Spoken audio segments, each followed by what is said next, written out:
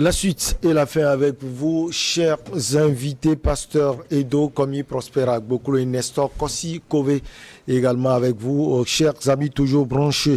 On est au Togo en conférence de presse lundi à Lomé. Des organisations de la société civile sont revenues sur le rapport d'audit de la Cour des comptes sur le front de riposte et de solidarité Covid.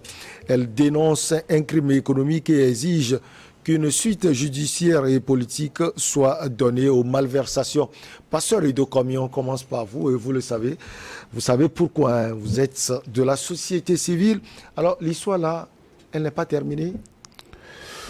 Non, l'histoire, vous savez, l'histoire est rocambolesque. Hein? Cette histoire-là est rocambolesque. Et elle ne peut pas... Ça, les justifications au niveau de l'hémicycle. Vous savez, la justification aurait été faite devant la Cour des comptes, puisque la Cour a fait un premier rapport. Le rapport qui a été soumis aux autorités. On leur a demandé des pièces justificatives.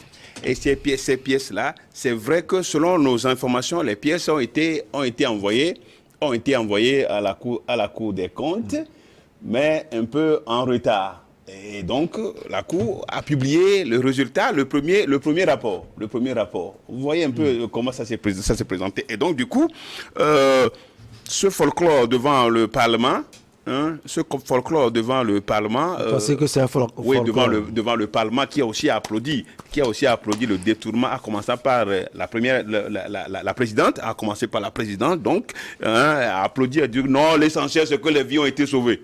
Qu'on a détourné ou pas. On a sauvé des vies. Qu'on a détourné ou pas, c'est parce que les vies ont été sauvées. On a quand même sauvé des vies. Le Togo était bien classé d'ailleurs. Oui, bien classé. On a sauvé des vies. Performance. Donc il y a eu l'irrégularité, il y a eu les malveillances. Donc dans la gestion, dans la gestion des fonds. Et donc la société civile, c'est son rôle d'ailleurs, c'est son rôle principal. De pouvoir s'assurer que dans le contrôle citoyen des affaires publiques, de veiller à ce qu'il y ait la transparence, hein, et que quand il y a des situations obscures, hein, qu'on puisse veiller, hein, de manière profonde pour que la justice soit faite. Donc je crois que nous sommes dans notre rôle, et au même moment, nous avons compris quand même que les justifications ont été fortuites, hein, parce que il y avait pas de la cohérence quand on dit 15 millions pour un logo, et puis après on dit que c'est 150 000. On aurait dit peut-être que au niveau du secrétariat, il y a eu l'omission on a ajouté des zéros. Ce sont des humains qui on a ajouté des zéros. On a ajouté des zéros. L'essentiel c'est de justifier, mais qui ne peuvent pas être quand même contenus dans un rapport officiel, parce que après il doit y avoir la lecture, la rélecture pour pouvoir déchiffrer ces genres d'ajout de zéro, ou bien d'ajout de zéro. Bon, donc les vies ont été sauvées, mais pour la société civile, que les vies ont été sauvées, ça n'empêche pas une gestion transparente des fonds. Hein? Il n'y a pas ces deux choses. Les vies ont été sauvées. L'argent n'a pas été bien utilisé selon un rapport. C'est deux choses différentes. Donc, contrairement à ce que pense le Parlement. Le Parlement, qui est censé contrôler l'action du gouvernement, nous dit souvent qu'il accompagne le gouvernement. Non, loin de là. Le Parlement n'a pas ce rôle d'accompagner. Non, il y a des jeunes dans l'hémicycle qui critiquent des fois l'action du gouvernement, pasteur. Je dis le Parlement a deux rôles. Il joue le rôle de contrôle des actions du gouvernement et puis de vote. Vote les lois, c'est tout. On n'accompagne pas. Quand vous accompagnez, donc vous êtes là et puis c'est ça. Donc voilà, la société civile donc veut justement organiser un meeting pour expliquer, vous savez, les cas de détournement, même si du coup il y a soupçon, on peut dire soupçon de cas de détournement, si vous voulez, soupçon de cas de détournement, et il y en a tellement eu. On se rappelle de la CAN 2013 et 2017, il y a la route Lomé-Vaughan, donc il y a tous ces cas-là, toujours là, dont on ne clarifie jamais. Et donc du coup, je crois quand même que la société civile ne peut pas laisser passer cette occasion, même si on sait qu'on s'aventure dans une... Je ne veux pas dire un cul de sac, hein. Ce n'est pas un cul de sac, ce n'est pas une impasse, mais quand même, je crois qu'il faut prouver aux gens quand même que, pour dire pour répondre à un ministre qui dit que nous ne savons pas lire, on n'a pas bien lu. Je suis en train de lui répondre que nous avons bien lu, et l'autre qui menace les gens pour dire que les Togolais doivent faire attention, je lui réponds aussi que, attention, qu'il ne nous menace pas, parce que c'est l'argent public. Il n'a pas trop menacé. Il invite les gens à bien comprendre peut-être le rapport. Nous avons bien compris. Nous avons bien compris. Nous avons mieux compris qu'eux. C'est eux qui sont peut-être qui n'ont pas bien lu, mais nous, on a bien lu. Alors, Monsieur Kové, nous invitons le peuple, on invite le peuple pour un meeting. Alors, Monsieur Kové, d'abord, un regard sur le rapport. Ensuite, il faut dire que la société civile hausse le ton. Le rendez-vous, c'est pour le 1er avril à 14h à Lomé. Oui, avant d'aller à ce rapport, je crois que je voudrais dire que comme le président de la République a pensé que les femmes pourraient mieux faire, on a une femme à la tête de l'Assemblée et une femme à la tête du gouvernement. Demain, c'est la journée internationale des femmes et que les femmes cherchent à mieux faire les choses. L'histoire de cette malversation a commencé... Vous pensez déjà que c'est une malversation présumé, d'accord. Présumé, c'est mieux. Parce que quand on nous dit que on n'a pas bien lu, mais en finances publiques, on sait comment ça fonctionne.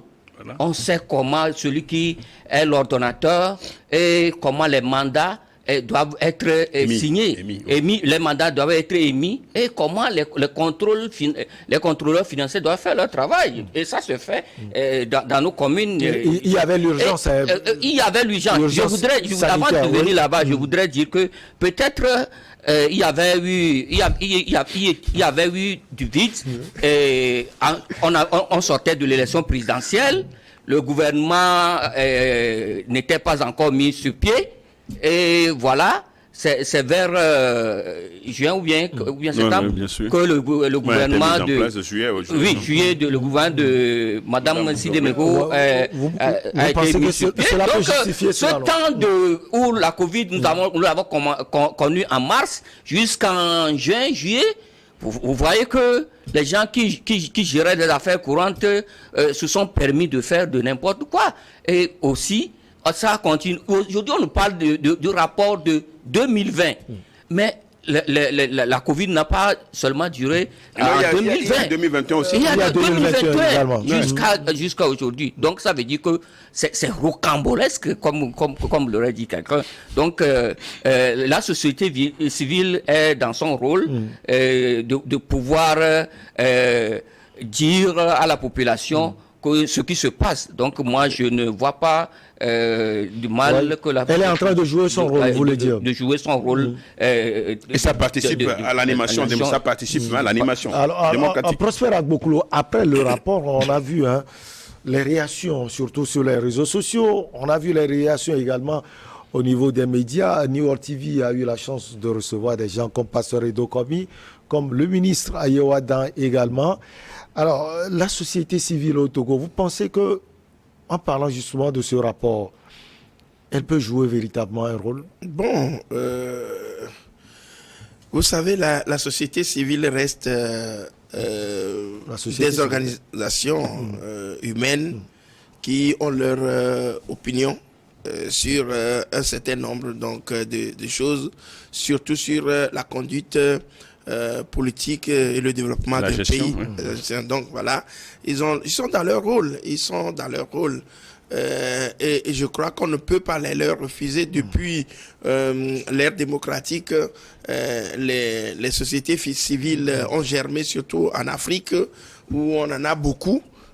Ceux qui sont avec les pouvoirs en place aussi créent leur société civile, et de l'autre côté aussi les oppositions aussi créent leur société civile, ce qui fait qu'il y a cet amalgame là où souvent voilà, il y a vous savez, le mot, oui, de la société civile, ce qui fait que souvent quand des manifestations comme ça sont organisées, les gens sont en doute, on se demande si c'est du vrai ou c'est de livret, ce qui se fait.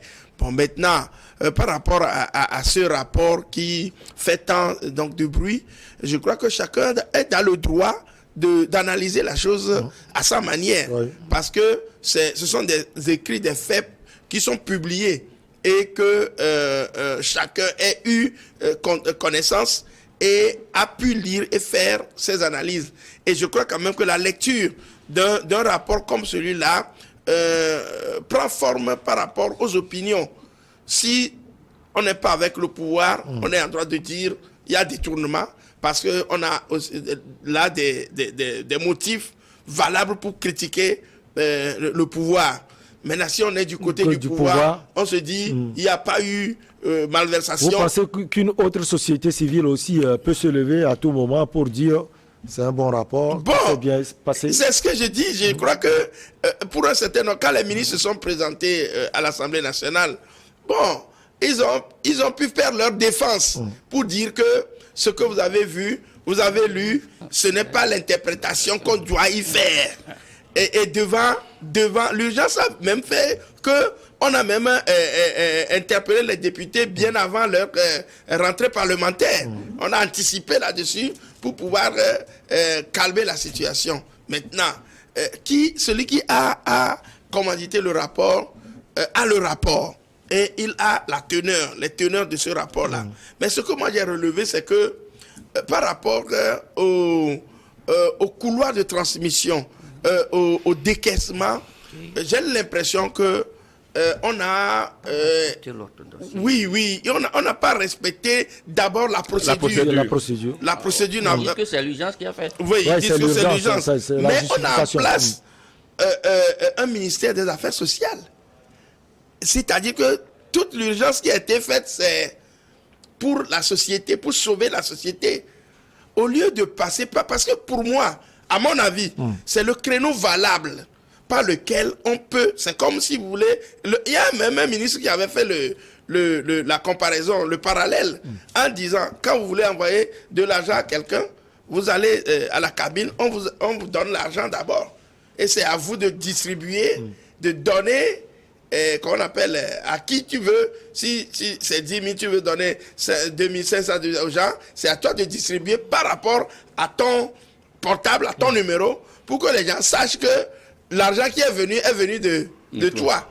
Maintenant, le ministère, pour moi, le ministère des Affaires sociales reste cette institution à qui on devait s'adresser et c'est à elle de distribuer les fonds. On a créé le fonds Novici. Novici, c'est parallèle. Ce n'est pas le ministère qui l'a pilonné. Oui, il y a l'urgence, je ne refuse pas. Et on pouvait donner le rôle là. Et si le ministère des Affaires sociales couvrait tout, c'est au ministère des Affaires sociales aujourd'hui de rendre compte fidèlement de ce qui s'est passé et de dire bien, j'ai remis 100 000 francs à X société de faire ceci, c'est lui qui doit avoir les rapports. Vous voyez peu. Donc, les choses sont parties un peu de manière dans tous les sens. Voilà. Ce qui a fait que l'établissement du rapport a eu des problèmes. A supprimé même. Voilà. Vous voyez à peu près. Donc, cela dit, je crois quand même qu'à l'avance, moi, je ne veux indexer personne. Parce que moi, en tant que homme de la société, pas civile, de la société, je n'ai pas eu les fonds Covid. Je n'en ai pas eu. Ma famille n'en a pas eu. Mes enfants, ma maison n'en a pas eu. Donc, je crois quand même que à l'avance, il faut qu'on respecte, je crois quand même, les choses à la base. Et si on passait par la voie normale, aujourd'hui, on n'aurait pas ce problème, ce tiraillement-là. Alors, Pasteur Edo Komi, quand je cite cette société civile, il y a en tout 14, l'IDAO, Fondesc, SPBT, FTBC, Saint-Fort, FTBC, Codi Togo, STT, SJDS, il y a NI, il y a les femmes pyramides également. Tournons la page, Fonds citoyen Togo Debout. Il reste peut-être... Le même cas. Oui, au fait, on n'était pas sur... Vous êtes de l'autre côté. On n'était pas sur place. Je crois que vous avez été informés à la dernière minute de l'organisation représentés bien sûr, mais ce n'est pas encore un problème parce que nous faisons pratiquement les mêmes choses. Et sur ce plateau, je parle au nom de la société civile et sont les camarades de lutte de tout temps. Bon, donc, ce qui est intéressant dans cette activité qui est prévue, c'est le fait d'informer la population. Vous savez, cette histoire-là de présumé détournement a beaucoup indigné les Togolais. Parce que c'était un moment dur pour tout le monde. Oui, les gens n'arrivaient pas, parce que les activités étaient en berne. Oui.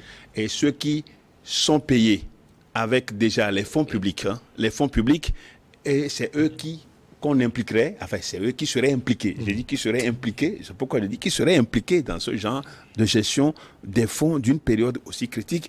Alors ça fait mal aux gens. Parce que quand des choses par ici, on a acheté ceci, on l'aurait mis au service, au service des populations. Des choses qui n'ont jamais été telles. En tout cas, je ne sais pas quel riz, on a donné du riz à qui, à quel moment, pendant cette période. Moi, notre mouvement Matel Utec, nous étions sur le terrain, faisant des sensibilisations. On n'a pas reçu un sou de qui que ce soit. Je suis aussi à la tête, il y a aussi une confession, un regroupement des pasteurs qui proche de moi. Les gens étaient sur. On a cotisé pour acheter des choses et essayer à la mairie. Je ne sais pas combien. Moi, j'étais le responsable. J'étais le responsable de Covid-19 dans ma commune. Ce que je sais, c'est que c'est les bavettes qui sont passées. Il n'y a pas de fonds. Et on n'a jamais eu d'argent. Les mairies, les communes n'ont pas reçu de trucs. Donc, quand finalement, on nous présente des tableaux, des tableaux de décaissement des fonds vraiment mirobo, enfin, vraiment qui donnent même de vertige, qui donnent même de vertige aux gens. Donc vous convenez avec nous que c'était vraiment, c'est troublant. Ça a troublé les populations. Et donc il y a lieu quand même, on sait que... c'est vrai, pasteur, il y a tout... On sait qu'après la justification... Est-ce que vous avez les éléments justificatifs après la prétendue justification, prétendue justification du gouvernement. Eux, ils ont justifié. Maintenant, ceux qui accusent, est-ce qu'ils ont les éléments? C'est prétendu devant le Parlement. Donc, pour nous, pour eux, c'est clos. Le dossier, là, ils l'ont déjà clos. Et malheureusement, il n'y a aucun juge de la place qui ait le courage de s'auto-saisir pour dire non, que la lumière doit être faite. Est-ce que l'action portée aujourd'hui par la société civile peut amener un juge? Il y a déjà des plaintes, il y a déjà des plaintes contre X. Non, il y a déjà des plaintes. Il y a des plaintes déjà contre X dans cette histoire. Mais dans la société civile, dans la même société civile. Donc c'est après cette plainte-là qu'on passe maintenant au meeting d'information. Donc je crois que la manière... D'abord, les ministres n'ont pas respecté, c'est-à-dire la mémoire des Togolais, c'est-à-dire les propos des uns et des autres dans cette situation. Ils ont dit quoi concrètement? À l'hémicycle ou bien? Non, pas à l'hémicycle. Après, on a écouté les gens. Que les Togolais fassent attention par rapport à la... C'est vrai, à l'époque, les gens en parlaient. Par rapport aux analyses. Les lieux de débat étaient aux analyses. Étaient les réseaux sociaux. Aux analyses du rapport. Tout le monde se permettait de dire. Et je crois que vos confrères n'ont pas aimé. Plusieurs de vos confrères n'ont pas aimé cette manière de parler. C'est comme si on dit, si quelqu'un parle de ce rapport, on va l'interpeller. Non, on n'a jamais interdit de parler de ce rapport. Je dis l'impression qu'on a des propos de certains, l'impression qu'on a, c'est ça. Et vos confrères ont dénoncé cela, de ne pas cette menace-là, à peine voilée des ministres par rapport. Donc je crois quand même que la société civile est dans son rôle, va faire son boulot. Mais vous savez, c'est des crimes, si c'est justifié, c'est des crimes économiques. Et attention, moi je ne continue pas à le dire. C'est cette heure-là, là où on est ici, là, on maîtrise, mais la seconde qui va venir près, on ne maîtrise pas. Et vous reprenez l'histoire de la Guinée, de ces pays-là, où des choses qui ont été, des malversations qui ont été faites des années, aujourd'hui refont surface. Ça reviendra toujours. Ça reviendra toujours. Donc, qu'on fasse extrêmement attention.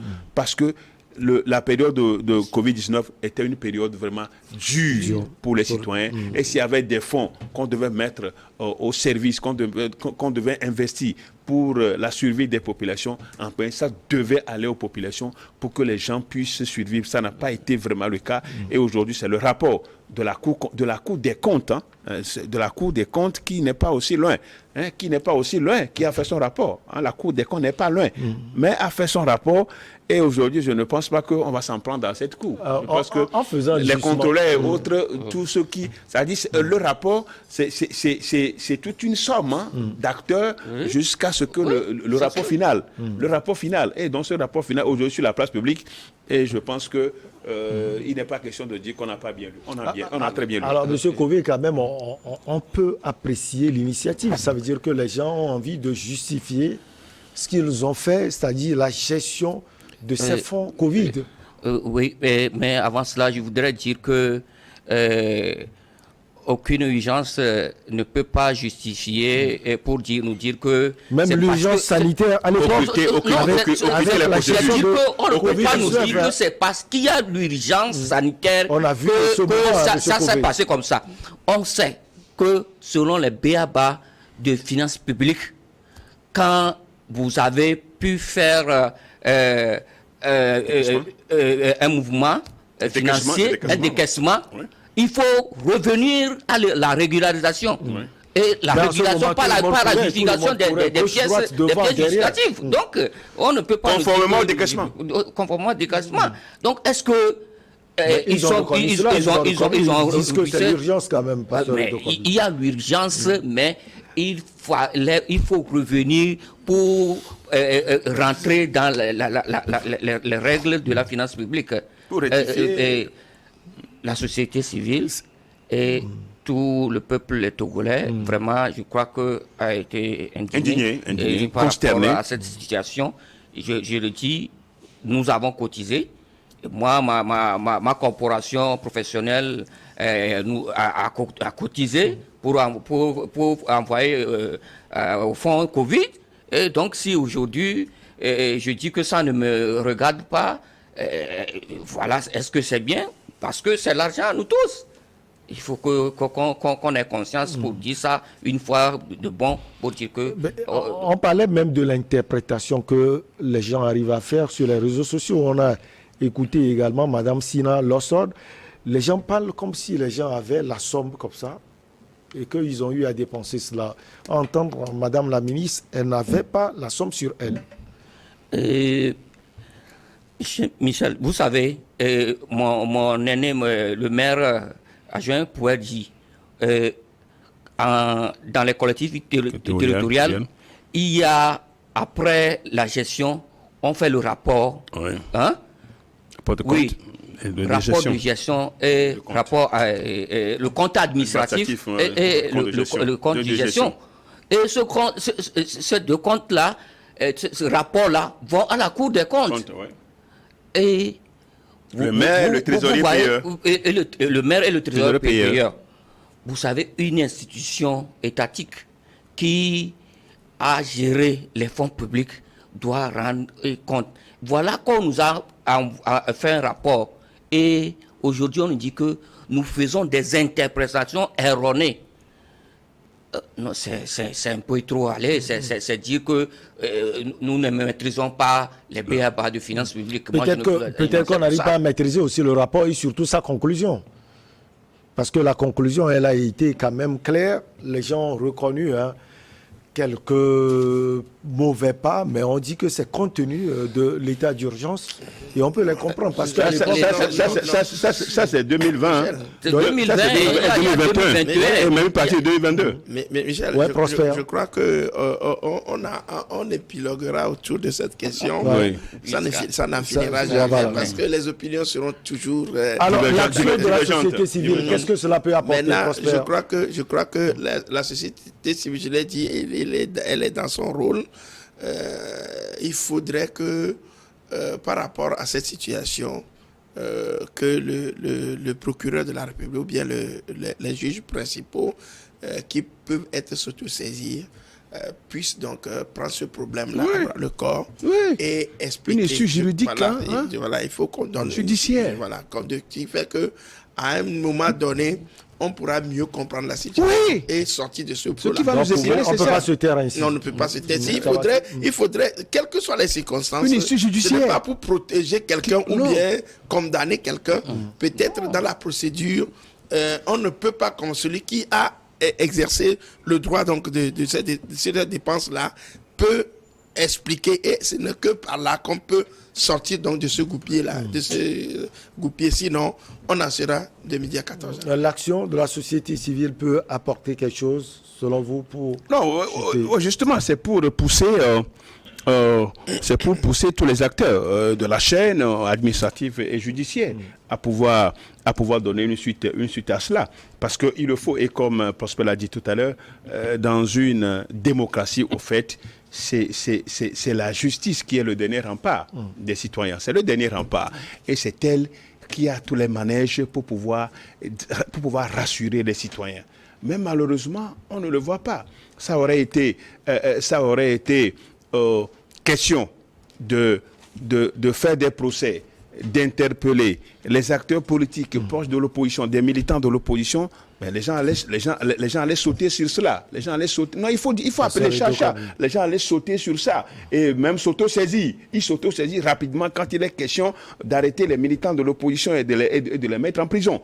Mais quand il y a des cas comme ça de détournement de crimes, enfin, de prétendu détournement, si vous voulez, de prétendu crimes économiques, on ne les voit pas. Et donc, on dirait qu'ils sont au service juste au service du politique, alors que c'est un organe indépendant. C'est l'un des trois organes, l'exécutif, le judiciaire et puis le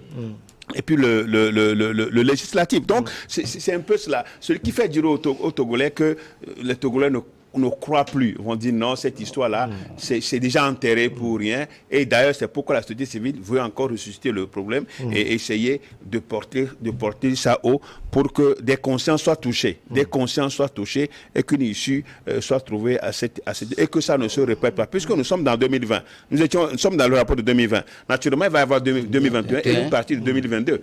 Alors, qu'adviendra-t-il? En 10 secondes, votre carton. Alors, je disais tout au début que je suis fasciné par ce jeune béninois au nom de Evra Sosukbe, et qui vraiment a découvert un système qui marche quand même bien dans les autres pays, même au Togo. Je dis DESCOM, Destination Suisse. Je lui décerne un carton vert parce qu'il est magnifique, il est apprécié par le monde entier, et je crois que les Africains doivent soutenir aussi ce système qui consiste à commercialiser les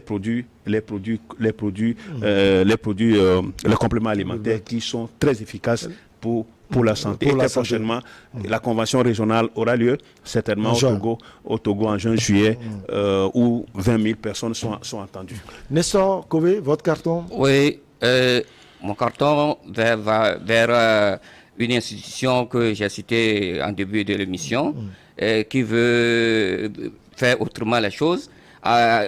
Entre-temps, on a vu que au Bénin, à l'université, il y avait une soutenance de thèse concernant la sorcellerie. Je voudrais dire par là que les Africains commencent à voir autrement, à remodeler ce qui est bien pour l'Afrique, parce que cette institution veut ramener les manières ancestrales de conservation des corps. Nous savons en Afrique, précisément au Togo, comment nos morts, nous devons les mettre jusqu'au jour où on doit faire les funérailles. Donc cette institution doit repenser vraiment comment il doit donner les cours pour que ça soit authentiquement authentique.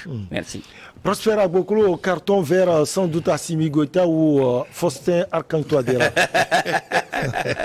Non, pas pour le moment. Je crois que tu as bien trouvé.